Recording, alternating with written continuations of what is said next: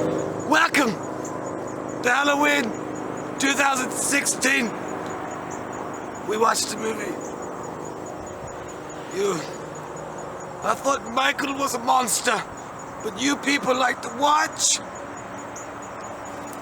the Blair Witch Project, 1994. 3 kids went into the woods where they should have been doing homework,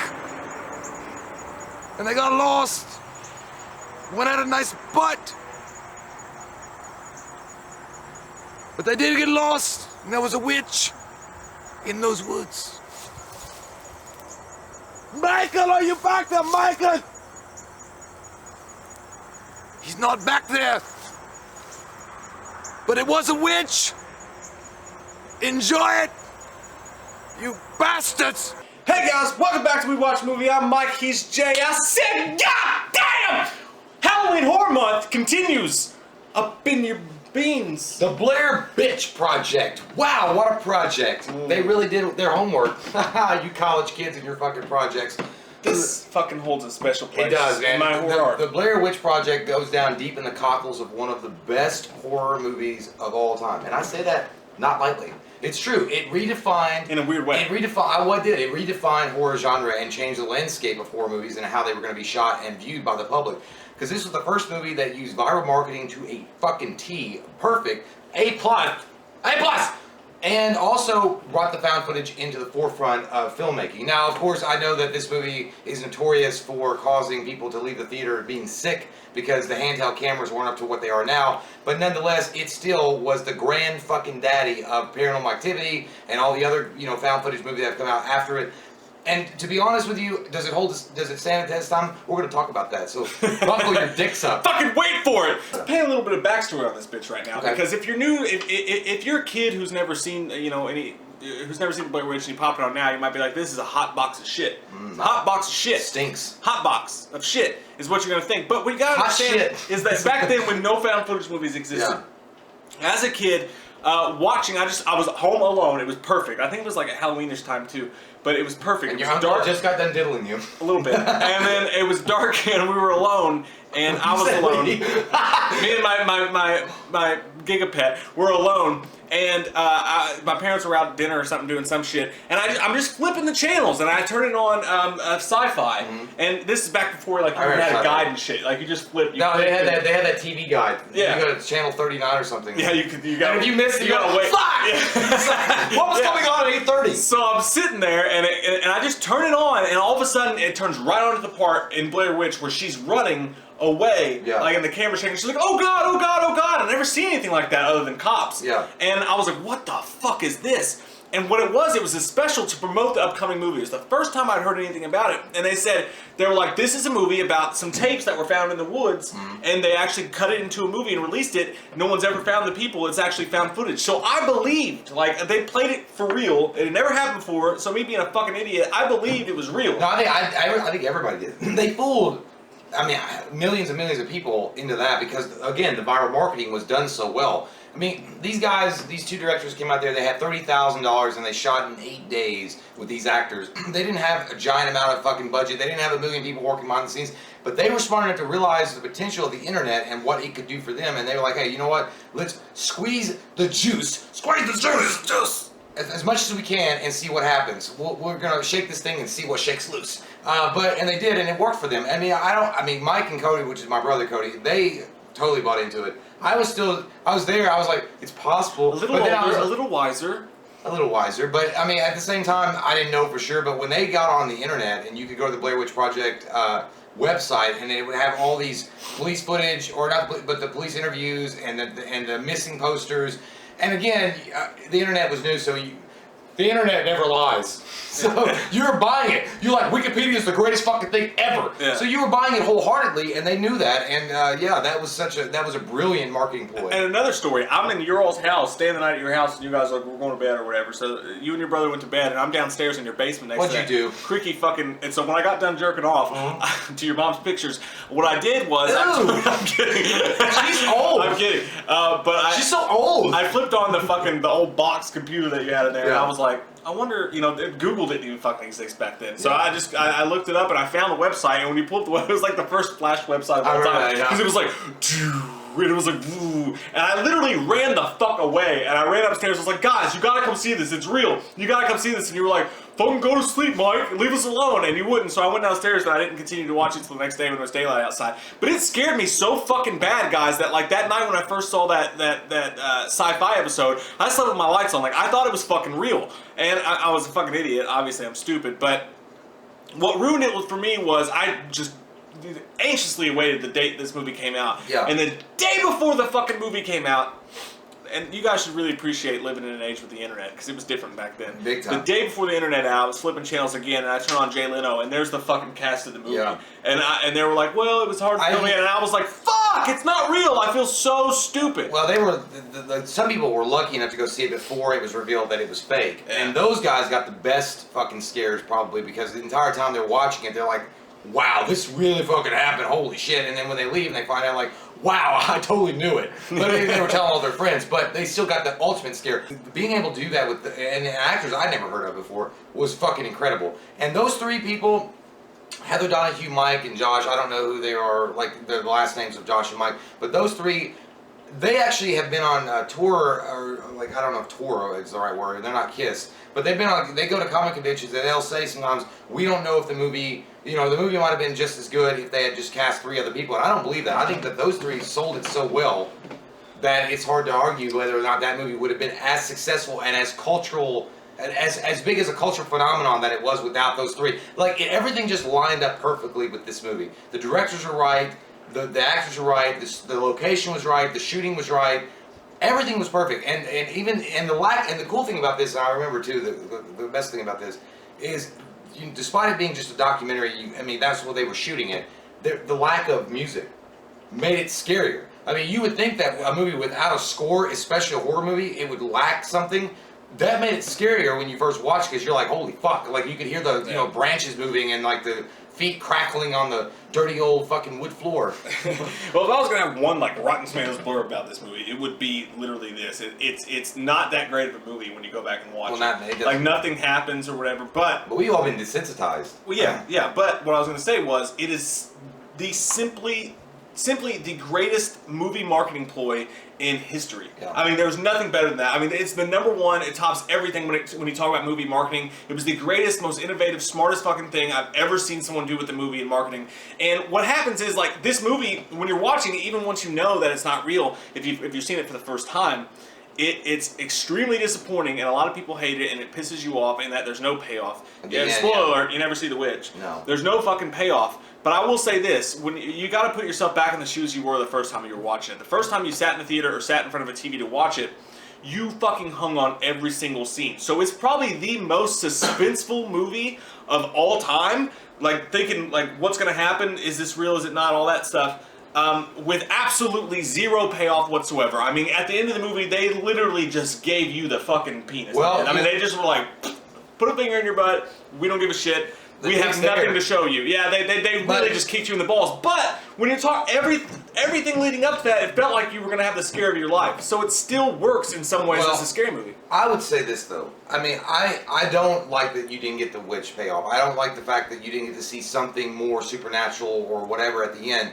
I mean, I understand what the director was going for. They were going for that open-ended mystery ending that people could talk about, and they did a great job because everybody still talks about that. There's fan theories out there now about what really happened at the end of the movie because that was extremely smart of them. But yeah, I know what you're saying. As far as it aging and through the years, it's not going to be as scary now because we all know it's bullshit. We all know it's fake. But like you said, if you're back in those days when you first watched it, and because even the first week it came out and it was found out that it was fake, it was still scary. You were still there. The movie is shot in such a way, and the characters are so believable because they were going through fucking hell when they were filming this, because they were giving them half scripts, they weren't letting them eat, they weren't letting them sleep, they were letting them eat, but not like, they didn't have like, giant like craft tables like in most studios that they could all take breaks and whatever. They were literally out in the fucking woods, and they didn't have much money to give them all this stuff, so they were just eating whenever they could. It's immersive. That's one thing I will say about this movie. It's immersive, and when I first watched this movie, when theaters, yeah, you got like when you say hang on their words, I was right in the fucking movie with them. Like there's no doubt Am about I it. gonna miss something? Is there gonna be something on the screen? Everything's black. Where's the witch? Where's the witch? Yeah. Just the tip. I have to actually on my hair. I don't know. What? But when we went to go see it, we went to Kentucky Theater, which is like down here where we live in Lexington. It's like an old ass fucking theater with like these like it looks like a Roman Empire. I don't know. It's really cool looking. The theater is, and when we're standing in line waiting, this woman comes out. And you can tell that she wasn't on the uptake. You know, she didn't know it was fake. Yeah. She walks out and is screaming. And like any event like that is Oh so yeah, I remember fucking that. movies. I think I blocked that out, but thanks for the memory. She walks out screaming. We're waiting for our showing to start. The theater's packed. She comes out screaming. She's like, oh my god, you guys, you don't even know. Oh my god, Grab that you don't even ball. know. Oh. Leave him alone. That's Stan's brother. Leave him alone. Leave her alone. Leave her alone. But and that just getting ready to go see a movie and having all this stuff going on behind it, all this marketing and all this fucking shit's been pumped up so hard, and then seeing that right before you went to the movie. This is one of my favorite movie-going experiences of all time, even though I walked out pissed off. I walked out going, fuck that movie, that sucked It's ass. not one of those movies, but it's not to detract from it, saying that you can't rent this movie or whatever, watch it, and not still get some enjoyment out of it. If you're a film buff, it's a movie you have to see because you have to understand what this movie did to movie history and horror history in general. This movie is so important and it's so special, even though watching it today may not do anything for you, but it was the first of its kind, So, I mean, and they pulled off a fucking miracle in their marketing and what they did. And it's one of the movies, for one of the few times in my life I sat in a movie theater actually expecting, like, I'm scared. I was scared to go through the experience. So I want to give a basic, because we've given you a lot of backstory now, I want to give you a basic premise of what the movie's about. Lots of backstory. It takes place in Burkittsville, Pennsylvania, and it's these three college kids that go out and they are investigating the mythology of the Blair Bitch, and she was a whore that lived in New Orleans in 1927. She sucked a lot of dick, man. A lot of dick in that Blair Witch. She was taking those fucking nut shots like a champion and not getting paid. And they get lost because they're stupid, some of them. The one dude fucking kicks the map in the fucking, like, pond. He's like, I kicked that fucking map because it was fucking useless. They needed some Dora the Explorer. Yeah. Like, that whole movie, it's like, I'm the map, I'm the map, I'm the map. It's like, where's the map? I don't know, where's the map? Who's got the map? Did you read the map? The fucking map, the map. But I'm the map. At the end of the day, pretty much they go out in the woods to investigate this Blair Witch possibility just for a school project, and they wind up getting caught up in the supernatural reality of the Blair Witch, and that's how the movie goes. Like, I was gonna say it's still 90s kids, and you can tell, and they did that well enough. But every time I see Josh, and I hear him talk, and just the way he's dressed with the fucking ponytail and the beard, I always think of Two Princes.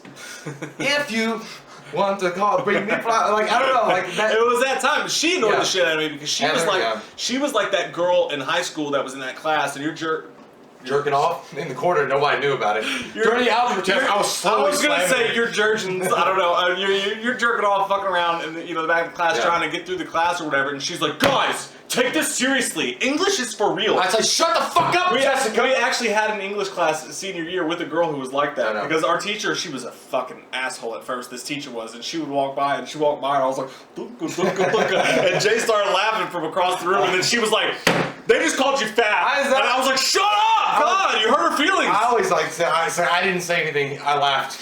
I got in fucking she was a fucking. You know what Heather Donahue in this movie, and you're right. Brown noser, like a brown noser. She was, but you know, I take this seriously. Yeah, guys. she was so in. That was her character, which I understand. But that you didn't feel any empathy for that character. I don't guess. Maybe towards the end you did. No, towards the end you did. I felt bad for her because her butt looked great in those jeans, but she got on my fucking nerves when she's like, "No, I'm the director. I can't have a shot. Okay, fuck it. I'll do a shot." Like she's one of those people who wants to be a step above everybody else, but is so immature that she's not. But she still acts like she is. We've known people her like character that. got totally fucking on my nerves. Like those are people that like they think their fucking shit don't stink. Like those are literally those kind of people, and that's what she was for the first 45 minutes of the movie. Now at the end, when like the shit's really going down, and Mike comforts her, and like she's accepting now. As I would have. Yeah, I would fucking fuck the shit out. Like how the fuck did nobody try to make a move on her in those tents? Like what the hell? Because they were annoyed with her fucking attitude. That's right. Yeah, but that dick can cure it. But here's the thing with her and being that annoying girl, it wasn't that in of itself kind of took me away from it because it's like I just want to punch her. I was like, I hope the Blair Witch takes you soon. But it never happened. But again, maybe it is immersive. Maybe that's a critic. Maybe that's not a downfall. Maybe that's better. Maybe I'm just not giving them enough. But watching it, you're like, yeah, you did get them fucking lost. Just admit that you got them lost. It's like this movie's synopsis going to be: two guys decide to let no, this is going to piss people off. But it's like two guys decide to let a girl take the map. This is how everything ends. I'm kidding. So that's what happens when women drive. I'm kidding because I can't find my way to a paper bag. I have no problem stopping and asking for directions. But like, I mean, it gets annoying because like for half the movie, it's like, we're fucking lost, aren't we? We're fucking lost. You fucking got us lost. You fucking got us lost. She's like, no, I didn't. No, I didn't. No, I didn't. It's like, just admit it. You fucking got them lost. And, and everyone's lost. It wasn't just that though. I mean, also the characterization of Mike in the movie.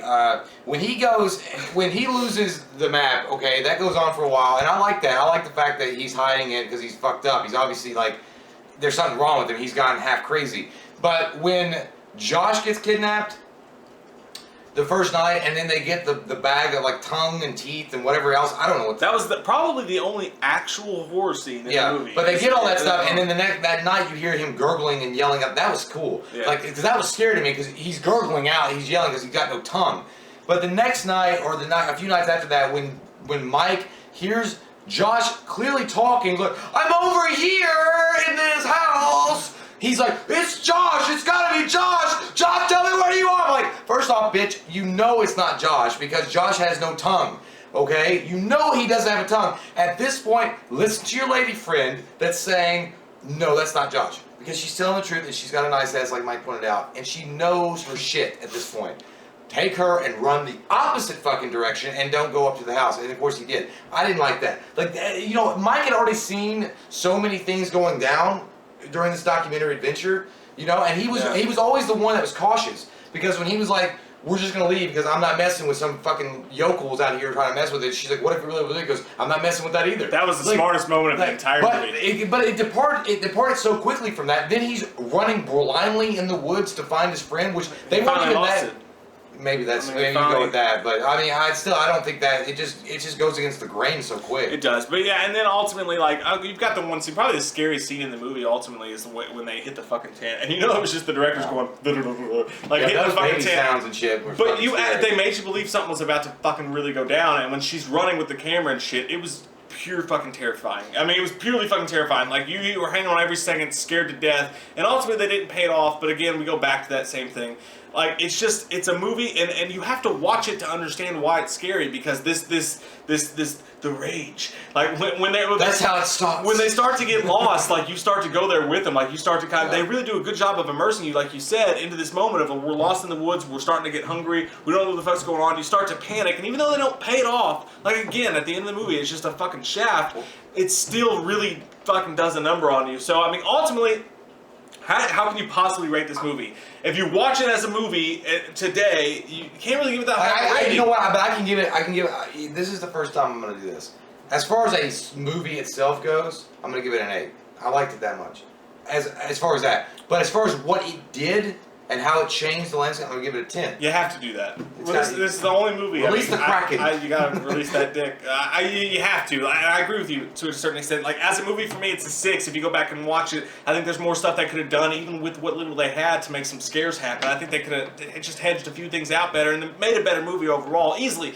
But this movie's place in horror history. What this did, it started a new genre. I really get into the marketing shit, and like that just impressed the shit of me. It's probably the greatest marketing ploy in movie history of all time. So in that aspect, I give it a 10-2. I mean, for what it did for horror and the crazy, 10/2. No, I give it a 10 easily in that. And as a movie itself, I give it a 6. Yeah, I totally agree with you. You got to give this movie 2 ratings. So that'd be my question of the day down below for you guys. Comment down below. Let us know what are your thoughts on Blair Witch. If you have to give it 2 ratings for like its place in movie history versus it's just a movie of itself. Also, what's your favorite found footage movie of all time? Because you probably have this movie to thank for better or worse. This has got to be my. Oh, I don't know if it's my favorite, man. It's not my favorite at all.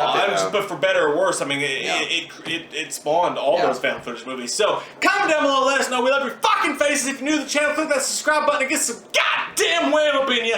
Blair Witch, Book of Shadows, shitting ducks. There you go, Eminem. Part 2 coming up next. Stay out of the woods!